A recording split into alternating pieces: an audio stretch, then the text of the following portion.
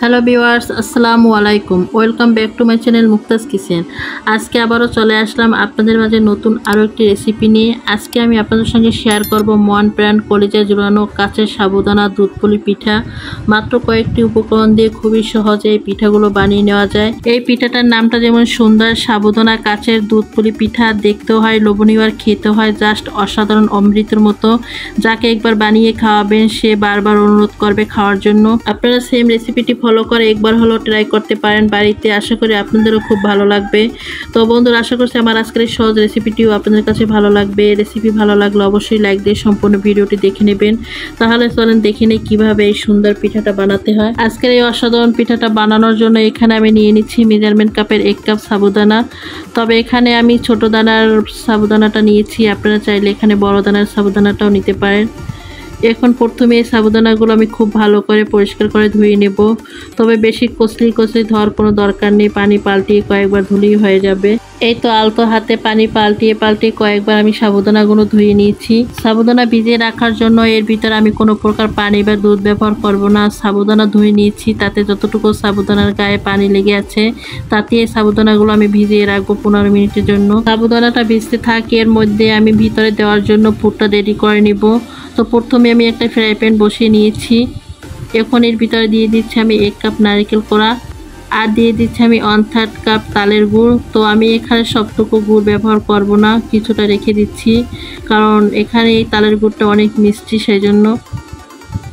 এখন দিয়ে দিচ্ছি আমি 2 চামচ গুঁড়া দুধ। গুঁড়ো দুধটা দিলে এই পুরটা বেশি স্বাদ লাগে খেতে। এবারে পুরটা আমি তৈরি করে নিচ্ছি। তবে এখানে কোনো প্রকার পানি বা লিকুইড দুধ আমি ব্যবহার করব না, মানে নারিকেল আর গুড় থেকে যতটুকু পানি বের হবে তাতে এই পুরটা তৈরি হয়ে যাবে।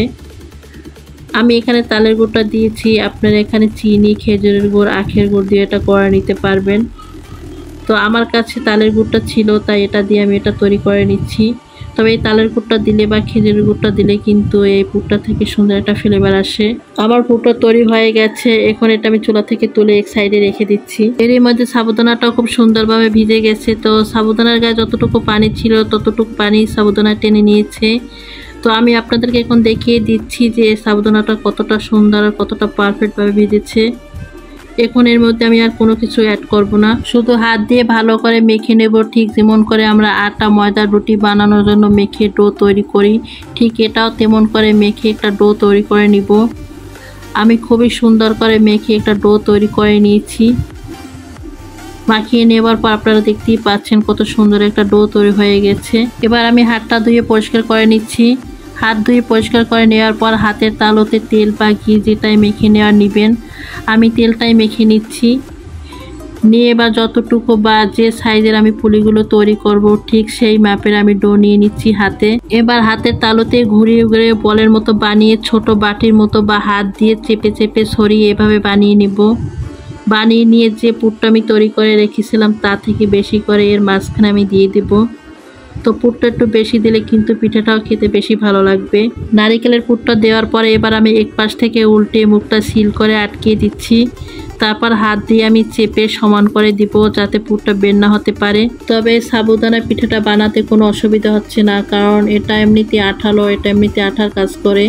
এটা একটু চাপ দিয়ে মুখটা আটকিয়ে দিলেই মুখটা আটকিয়ে যাবে। এই তো আমি মুখটা খুব সুন্দর করে সিল করে দিয়েছি, আর ব্যাস তৈরি হয়ে গেল আমার একটা পুলি পিঠা। এবারে বাকিগুলো পিঠা আমি এভাবে বানিয়ে নেব। এই তো আমি সব পিঠাগুলো বানিয়ে নিয়েছি, আপনারা দেখতেই পাচ্ছেন পিঠাগুলো দেখতে এখনই কতটা সুন্দর লাগতেছে। এবার এই পিঠাগুলো আমি দুধে রান্না করে নেব। পিঠাগুলো বানানোর ফাঁকে এখানে আমি মেজারমেন্ট কাপের 2 কাপ লিকুইড দুধ চাল করে ঘন করে নিয়েছি, আর এখানে 500 গ্রাম দুধ ছিল। এবার একটা কাপে আমি 3 চামচ গুঁড়া দুধ নিচ্ছি, নিয়ে আমি পানি দিয়ে গুলিয়ে নিচ্ছি।